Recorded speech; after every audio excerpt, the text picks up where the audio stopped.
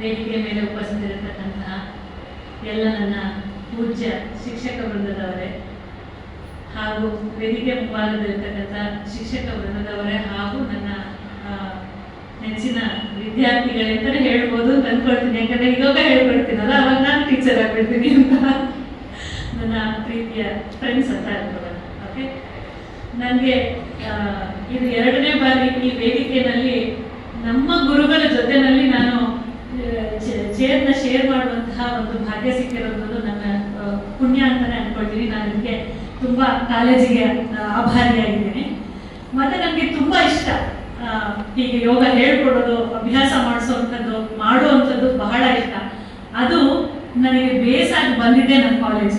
ನಿಮ್ಮ ಎದುರುಗಡೆ ನಾನು ಇಷ್ಟು ನಿಂತ್ಕೊಂಡು ಮಾತಾಡ್ತಿದ್ದೀನಿ, ಸಾವಿರಾರು ಲಕ್ಷ ಜನ ಎದುರುಗಡೆ ಇದ್ರು ಒಂದು ಕಾನ್ಫಿಡೆಂಟ್ ಆಗಿ ನನಗೆ ಗೊತ್ತಿರ್ತಕ್ಕಂಥ ಯೋಗವನ್ನ, ನನಗೆ ಗೊತ್ತಿರ್ತಕ್ಕಂಥ ಟ್ರೈನಿಂಗ್ ಅನ್ನ, ನನಗೆ ಗೊತ್ತಿರ್ತಕ್ಕಂಥ ನಾಲೆಜ್ ಅನ್ನು ಶೇರ್ ಮಾಡೋದ್ರಲ್ಲಿ ಕಾನ್ಫಿಡೆನ್ಸ್ ತಂದ್ಕೊಟ್ಟಿರೋದೇ ಈ ಒಂದು ವೇದಿಕೆ, ಈ ಒಂದು ಕಾಲೇಜು ಅಂತ ಹೇಳೋದು ನಂಗೆ ತುಂಬಾ ಇಷ್ಟ. ನಮ್ಮ ಕಾಲೇಜ್ ಬಗ್ಗೆನೇ ನಾನು ತುಂಬಾ ಮಾತಾಡೋಕೆ ಇಷ್ಟಪಡ್ತೀನಿ, ಹೇಳಲಿಕ್ಕೆ ಇಷ್ಟಪಡ್ತೀನಿ. ಯಾಕೆ ಅಂತ ಹೇಳಿದ್ರೆ ಎಲ್ಲ ಕೊಟ್ಟಿದೆ ನನಗೆ ಈ ಕಾಲೇಜ್. ಒಂದು ಈ ಕಾಲೇಜಿಗೆ ಸೇರ್ಕೋಬೇಕು ಅಂತ ಹೇಳಿ ನನ್ನ ಕಸಿನ್ ಇಲ್ಲಿ ಓದ್ತಾ ಇದ್ಲು. ನಾನು ಹುಡುಗಿ ಹೆಣ್ಮಕ್ಳು ಕಾಲೇಜಿಗೆ ಸೇರ್ಕೋಬೇಕು ಅಂತ ಆಸೆ ಪಟ್ಟು ಬಂದಳು. ಇದರಲ್ಲಿ ನಾನು ಓದಿದ್ದು PUC ಮತ್ತೆ ಹೈಸ್ಕೂಲು ಕೋಯೆಡ್ ಅಲ್ಲಿ ಓದಿದ್ದು. ಆದ್ರೆ ಹೆಣ್ಮಕ್ಳದ್ದೇ ಕಾಲೇಜ್ ಹೆಂಗಿರುತ್ತೆ ಅನ್ನೋವಂಥದ್ದು ಕುತೂಹಲ ಇತ್ತು. ಅದ್ರ ಜೊತೆನಲ್ಲಿ ನನ್ನ ಕಸಿನ್ ಹೇಳ್ತಾ ಇದ್ದು, ನಮ್ಮ ಕಾಲೇಜ್ ಹಂಗಿದೆ, ನಮ್ಮ ಕಾಲೇಜ್ ಹಿಂಗಿದೆ, ಮ್ಯಾಗ್ಝೈನ್ ತೋರಿಸೋದು ಎಲ್ಲ ಹೇಳ್ತಾ ಇದ್ರು. ಅಂದ್ರೆ ನೀವು ಬೆಳಿಬೇಕು ಅಂತ ಒಂದು ಮನಸ್ಸು ಮಾಡಿದರೆ ಎಲ್ಲ ಕ್ಷೇತ್ರದಲ್ಲಿಯೂ ಎಲ್ಲ ರಂಗದಲ್ಲಿಯೂ ನೀವು ಎಷ್ಟು ಬೆಳಿತೀರೋ, ಎಷ್ಟು ನಿಮ್ಮನ್ನ ನೀವು ತೊಡಗಿಸ್ಕೊಳ್ತೀರೋ ಅಷ್ಟು ಎತ್ತರಕ್ಕೆ ಕರ್ಕೊಂಡು ಹೋಗ್ತಾ ಇದೆ ಅಂತ ನಾನು ಹೇಳಲಿಕ್ಕೆ ಇಷ್ಟಪಡ್ತೇನೆ. ನನ್ನ ನೆಕ್ಸ್ಟ್ ಬಂದಿರ್ತಕ್ಕಂಥ ಸ್ಟೂಡೆಂಟ್ಸ್ಗಳಿಗೆ ನಿಜವಾಗ್ಲೂ ಆಪರ್ಚುನಿಟಿ ಸಿಕ್ಕಿಲ್ಲ. ಐ ಆಮ್ ದ ಲಕಿಯೆಸ್ಟ್ ಪರ್ಸನ್ ಅಂತ. ಯಾಕಂದ್ರೆ NCC ಮತ್ತೆ NSS ಎರಡೂ ನಮ್ಮ ಕಾಲೇಜಲ್ಲಿ ಇದ್ದಿದ್ದು. ಏನೂ ಗೊತ್ತಿಲ್ಲ, ನಾನು ಹಳ್ಳಿಯಿಂದ ಬರ್ತಾ ಇದ್ದಿದ್ದು. ಅಲ್ಲಿಂದ ಬರುವಾಗ NCC ಸೇರ್ಕೋಬೇಕು ಅಂತ ಹೇಳಿ ರುದ್ರಾಣಿ ಮಿಸ್ ಅಂತಿದ್ರು. ಅವ್ರಿಗೆ ಹೋಗಿ NCC ಸೇರ್ಕೋಬೇಕು ಅಂತ ಹೇಳಿ ಫಸ್ಟ್ ಸೇರ್ಕೊಂಡಿದ್ದು NCCಗೆ. ಸೇರ್ಕೊಳ್ಳಿ ಅಂತ ಅಪ್ಲಿಕೇಶನ್ ತುಂಬ ಎಲ್ಲ ಆಗೋಯ್ತು. ಅದಾದ್ಮೇಲೆ ಫಸ್ಟ್ ಬಂದಿದ್ದೆ ರಿಲಯನ್ಸ್ ಕ್ಯಾಂಪ್ NSS. ಅವಾಗ ನನಗೆ NSS ಅಲ್ಲೂ ಹೋಗೋಕೆ ಇಷ್ಟ ಇದೆ, ನಾನು ಹೋಗ್ಲಾ ಅಂದ್ರೆ ನನ್ನ ಕಸಿನ್ ಎಲ್ಲ ಅದಕ್ಕೆ ಹೋಗ್ತಾ ಇದ್ರು. ಅವಳು NSS ಅಲ್ಲಿ ಇದ್ರು. ಆಮೇಲೆ ಅವಳು ನೀನು ಹೋಗಿ ಮಿಸ್ ಹತ್ರ ಮಾತಾಡೋ, ಅವ್ರೇನ್ ಹೇಳ್ತಾರೆ ನೋಡೋಣ ಅಂತ. ಅವ್ರು ಹೇಳಿದ್ರು, ನಿನಗೆ ತಾಕತ್ತಿದೆಯಲ್ಲ ಇದೆ ಕೇಳಿದ್ರು, 2 ಮಾಡ್ಕೊಂಡು ಹೋಗ್ತೀಯನೇ ನೀನು ಅಂದ್ರು. ಅಂದ್ರೆ ಅಷ್ಟು ಒಂದು ಅಂದ್ರೆ ಮಕ್ಕಳ ರೀತಿನಲ್ಲಿ ಅವ್ರ ಮಕ್ಕಳನ್ನ ಹೆಂಗ್ ಸಾಕಿದ್ರು ನಮ್ಮನ್ನ ಹಂಗೆ ಬೆಳೆಸಿದ್ದಾರೆ ಇವರು. ನಿನ್ಗಾಗತ್ತೇನೆ, ನಿಂಗೆ ಮಾಡ್ತೇನೆ, ನೀನ್ ಮಾಡ್ತೇನೆ, ಏನ್ ಬೇಕಾದ್ರೂ ಮಾಡಿ, ಇದ್ದೇ ಮಾತಾಡಿದ್ರು. The way she gave a confidence ನಮಗೆ ಏನು ಬೇಕಾದ್ರೂ ಮಾಡಕ್ ಅವಕಾಶ ಕೊಡುತ್ತೆ. ಏನ್ ನೀವು ಎಷ್ಟು ಬೇಕಾದ್ರೂ ಯಾವ ಕ್ಷೇತ್ರದಲ್ಲಿ ಹೆಂಗ್ ಬೇಕಾದ್ರೂ ಬೆಳೆಯಕ್ಕೆ ಸಾಧ್ಯ. Cultural activities, national integration camp ಅಲ್ಲಿ ನಾನು ನನ್ನ ಫ್ರೆಂಡ್ ಸ್ಮಿತಾ, ಈಗ ಅವಳು ಅಬ್ರಾಡ್ ಅಲ್ಲಿ ಇದ್ದಾಳೆ, ಅವಳು ಅಚಾನಕ್ NCC ನಲ್ಲಿ ಸೆಲೆಕ್ಟ್ ಆಗ್ಬಿಟ್ವಿ. ಇಬ್ರು ಸೀನಿಯರ್ ಬರಲ್ಲ ಅಂದ್ರು, ಆನ್ ಸ್ಪಾಟ್ ಅಲ್ಲಿ ಹೆಸರು ಕೊಟ್ವಿ. ನಮ್ಮ ನ್ಯಾಷನಲ್ ಇಂಟಿಗ್ರೇಷನ್ ಕ್ಯಾಂಪಿಗೆ ಕಳಿಸಿದ್ರು. ಅಲ್ಲಿ ಪ್ರೈಸ್ ಬಂದಿದ್ದು ಕಮಲಾನೇರು ಕಾಲೇಜಿಗೆ. ಈ NCC ನಲ್ಲಿ ಎಲ್ಲಾ ಕಾಲೇಜ್ ಅವರು ಇರ್ತಾರೆ, ಎಲ್ಲಾ ಕಾಲೇಜ್ ಲೇಡೀಸು ಇರ್ತಾರೆ. ಆದ್ರೆ ಪ್ರೈಸ್ ಬಂದಿದ್ದೆ ಯಾರಿಗೆ? ಕಮಲಾನೇರು ಕಾಲೇಜಿಗೆ. ಯಾಕೆ? ಒಂದು ಆರ್ಟಿಸ್ಟಿಕ್ ರಂಗೋಲಿ ಹಾಕಿ ಡೆಕೋರೇಷನ್ ಮಾಡೋದ್ರಲ್ಲಿ, ಇನ್ನೊಂದು ಅವರು ಡ್ಯಾನ್ಸರ್, ತುಂಬಾ ಚೆನ್ನಾಗಿ ಡ್ಯಾನ್ಸ್ ಮಾಡ್ತಿದ್ರು. ಅವಳಿಗೆ ಡ್ಯಾನ್ಸ್ ಅಲ್ಲಿ ಇಡೀ ಆಲ್ ಇಂಡಿಯಾ ಲೆವೆಲ್ ಅಲ್ಲಿ ಎಲ್ಲ ಕಡೆ ಎಲ್ಲ ಸ್ಟೇಟ್ ಇಂದಲೂ ಬಂದಿರ್ತಾರೆ, ರಾಷ್ಟ್ರ ಮಟ್ಟದ್ದು. ಎಲ್ಲ ಸ್ಟೇಟ್ ಅಲ್ಲಿ ಒಂದು ಚಿಕ್ಕ ಪ್ರೈಸ್, ಚಿಕ್ಕದು ಅನ್ನೋದು ನನಗೆ ಒಂದು ದೊಡ್ಡ ಸಾಧನೆ ಆಗಿರುತ್ತೆ. ಅಲ್ಲಿ ರೆಕಗ್ನಿಷನ್ ಆಗೋದೇ ಒಂದು ದೊಡ್ಡ ಕನಸು ಅಂತ. ಅಲ್ಲಿ ಬಂದಿರ್ತಕ್ಕಂಥ ಸಿಒ ಬಂದು ನಮ್ಮ ಬ್ಯಾರಕ್ ಡೆಕೋರೇಷನ್ ಮಾಡಿ ನೋಡ್ಬಿಟ್ಟು ಲಾಸ್ಟ್ ಡೇ ಪ್ರೋಗ್ರಾಮಿಗೆ 1 kg ಒಂದು ಮೂಟೆ ಸಿಮೆಂಟ್ ಮೂಟೆಯಷ್ಟು ನಮಗೆ ಇದನ್ನ ತಂದ್ಕೊಟ್ರು, ರಂಗೋಲಿನ ಡೆಕೋರೇಟ್ ಮಾಡಿ ಅಂತ. ಎಷ್ಟು ಖುಷಿ! ನಮ್ಮ ಕರ್ನಾಟಕದ ಒಂದು ಸಂಸ್ಕೃತಿನ ನಾವು ಅಲ್ಲಿ ಹೋಗಿ ನಾವು ಹರಡ್ತಾ ಇದ್ದೀವಿ ಅಂತ ಎಷ್ಟು ಖುಷಿ ಆಗುತ್ತೆ. ಆ ಒಂದು ನಾಲೆಡ್ಜು, ಆ ಒಂದು ಸಾಮರ್ಥ್ಯ ಅದನ್ನೆಲ್ಲ ತುಂಬಿಸಿರುವಂಥದ್ದು ನಮ್ಮ ಕಾಲೇಜು. ನಾನು ಮುಖ್ಯವಾಗಿ ಸೇರ್ಕೊಂಡಿದ್ದ ಕಾಲೇಜಿಗೆ ಯಾಕಪ್ಪ ಅಂತ ಹೇಳಿದ್ರೆ, ನೀವು ಎಲ್ಲ ರಂಗದಲ್ಲಿಯೂ ಬೆಳೀಲಿಕ್ಕೆ ಅವಕಾಶ ಇದೆ. ಬರೀ ಪುಸ್ತಕದ ಹುಳು ಆಗಿ ಕುತ್ಕೊಳ್ಳುವಂಥದ್ದಲ್ಲ, ಓವರ್ ಆಲ್ ಪರ್ಸನಾಲಿಟಿ, ವ್ಯಕ್ತಿತ್ವ ವಿಕಸನ.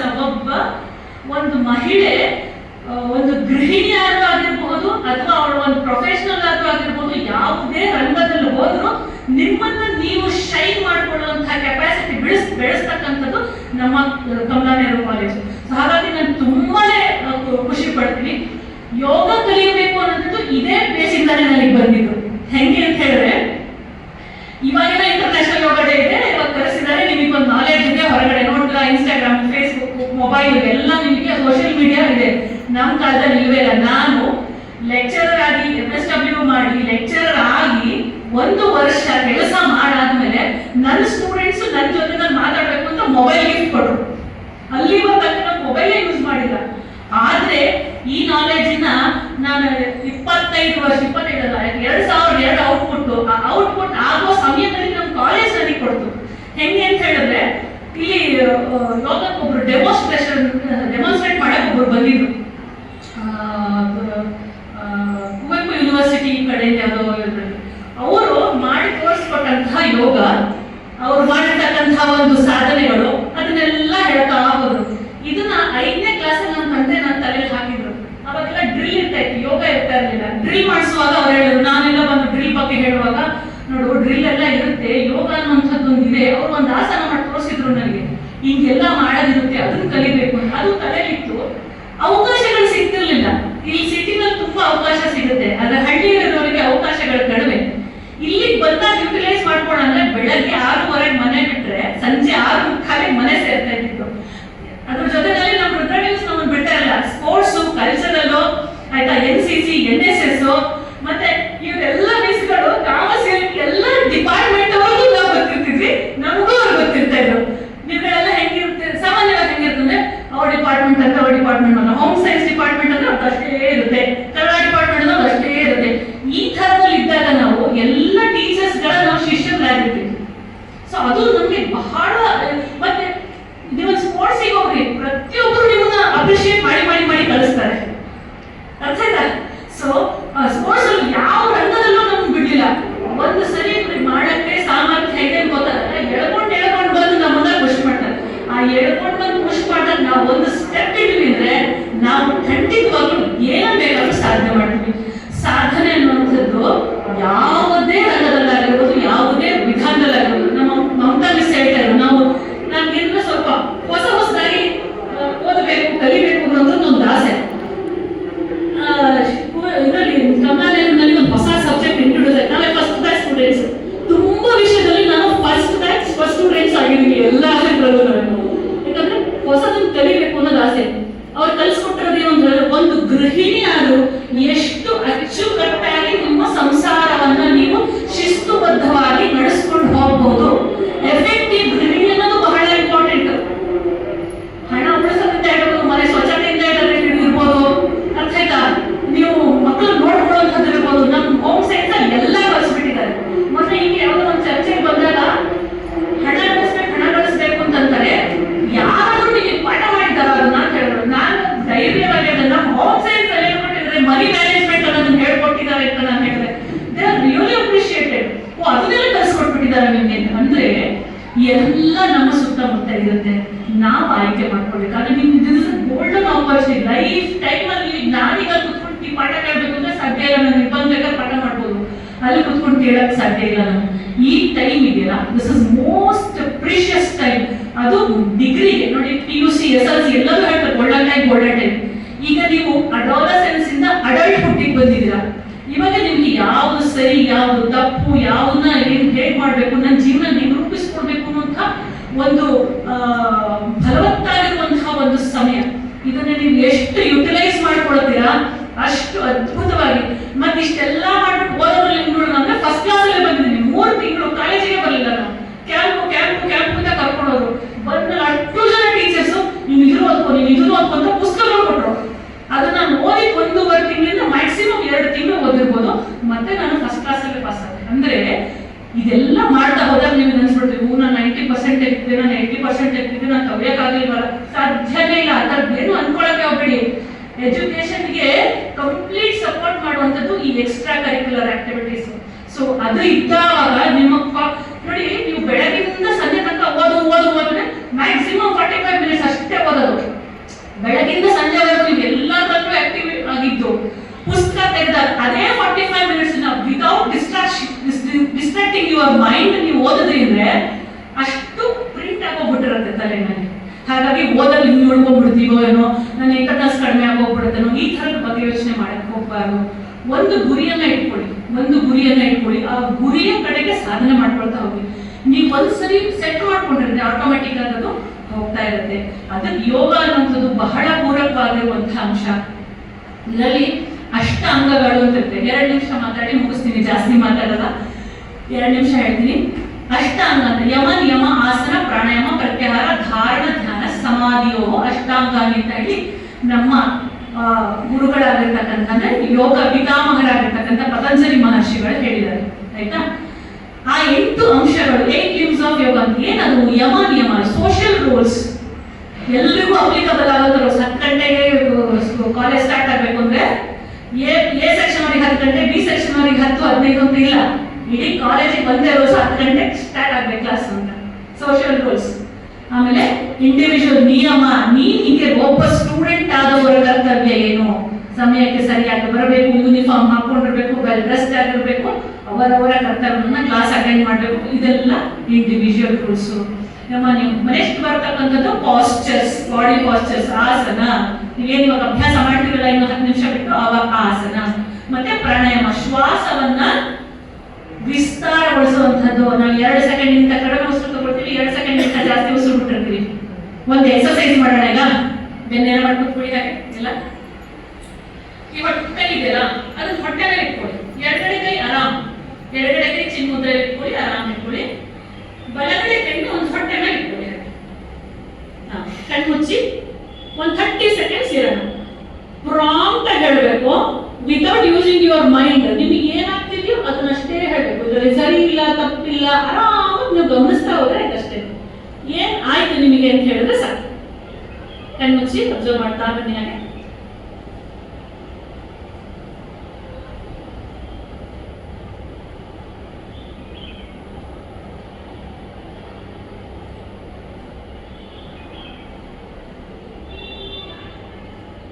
Okay, relax. ಧಾರ ಕಣ್ಬಿಡಿ, ಕೈಕೆಲ್ಲ ಬಿಡಿ, ವಿಶ್ರಾಮ. ಹಾ ಹೇಳಿ, ಯಾರಾದ್ರು ಒಂದಿಬ್ರು ಹೇಳಿ, ಏನಾಯ್ತು ನಿಮ್ಗೆ? ಏನ್ ಆಯ್ತು ನಿಮಗೆ ಗಮನಿಸಿದ್ರಲ್ವಾ? ಏನ್ ಆಯ್ತು ಅಂತ ಹೇಳಿದ್ರೆ ಅಷ್ಟೇ. ಬಾಡಿ ರಿಲ್ಯಾಕ್ಸ್ ಆಯ್ತು, ವೆರಿ ಗುಡ್. ಆಮೇಲೆ ಕೈ ಹೊಟ್ಟೆ ಇಟ್ಕೊಂಡಾಗ ಏನೋ ಆಯ್ತು. ಏನಾಯ್ತು? ಕೈ ಹೊಟ್ಟೆ ಮೇಲೆ ಇಟ್ಟಿದ್ರಿ ಅಲ್ವಾ, ಏನೋ ಆಯ್ತಲ್ವಾ? ಏನಾಯ್ತು? ಕರೆಕ್ಟ್ ಹೇಳಿ. ಅಯ್ಯೋ ಈ ಸಿಲ್ಲಿ ವಿಚಾರ ಹೆಂಗ್ ಹೇಳೋದು? ಇಲ್ಲ, ನೀವು ಹೇಳ್ಬೋದು, ಏನ್ ಬೇಕಾದ್ರೆ ಹೇಳ್ಬೋದು. ನಿಮ್ಗೆ ಏನಾಯ್ತು ಹೇಳ್ಬೋದು. ಹೊಟ್ಟೆಲಿ ಸೌಂಡ್ ಬರೋದು ಗೊತ್ತಾಯ್ತು. Very good, very good. ಆಮೇಲೆ ಹೊಟ್ಟೆ ಜುಪ್ಪಂತು. Very good, very good. ಆಮೇಲೆ ಅಂದ್ರೆ ಸ್ಪರ್ಶ ಜ್ಞಾನ ಗೊತ್ತಾಗ್ತಾ ಇದೆ ನಿಮ್ ಬಾಡಿಗೆ ಅಂತ. Very good. ಆಮೇಲೆ ಇದೇನೋ ಆಯ್ತು.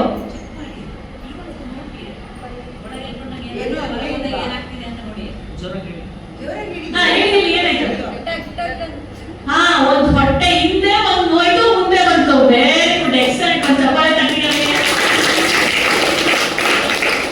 ಇದನ್ನ ನಾವೆಲ್ಲ ಅಬ್ಸರ್ವ್ ಮಾಡಿರ್ತೀವಿ. ಇದು ಗೊತ್ತಾಯ್ತಲ್ವಾ? Very good. ಎಲ್ಲಿಗೂ ಬಂದಿರುತ್ತೆ, ಗೊತ್ತಾಯ್ತು ಹೌದಾ? ಈಗ ಹೊಟ್ಟೆ ಯಾವಾಗ ಒಳಗೆ ಬಂತು, ಹೊಟ್ಟೆ ಯಾವಾಗ ಹೊರಗೆ ಬಂತು ಹೇಳಿ ನೋಡೋಣ. ಉಸಿರು ಹೇಳ್ಕೊಂಡಾಗ ಏನಾಯ್ತು? ಕರೆಕ್ಟ್. ಉಸಿರು ಬಿಟ್ಟಾಗ ಏನಾಯ್ತು? ಹೊರಗಡೆ ಬಂತು. Very good. ಇನ್ನೊಂದ್ಸರಿ ನಮ್ಗೆಲ್ಲರಿಗೂ ಚಪ್ಪಾಳೆ. ಬಲೂನ್ ಕೊಟ್ಟಿದ್ದೀನಿ, ಎಲ್ಲರ ಕೈ ಇಮ್ಯಾಜಿನ್ ಮಾಡ್ಕೊಳ್ಳಿ. ಆ ಬಲೂನ್ ಅಲ್ಲಿ ಗಾಳಿ ತುಂಬಿಸಕ್ ಹೇಳ್ತೀನಿ, ಹೌದಾ? ಗಾಳಿ ತುಂಬಿಸಿದಾಗ ಏನಾಗುತ್ತೆ? ಬಲೂನ್ ಉಬ್ಕೋತ ಹೋಗುತ್ತೆ, ಹೌದಾ? ಉಸಿರು ತೆಗೆದಷ್ಟು ಏನಾಗ್ತದೆ? ಈಗ ಜಸ್ಟ್ ಇಮ್ಯಾಜಿನ್ ಮಾಡ್ಕೊಳ್ಳಿ, ಆ ಬಲೂನ್ ನಮ್ಮ ಹೊಟ್ಟೆ ಅಂತ ಇಟ್ಕೊಳ್ಳಿ. ಏನಾಗ್ಬೇಕು? ಉಸಿರು ತಗೊಂಡಾಗ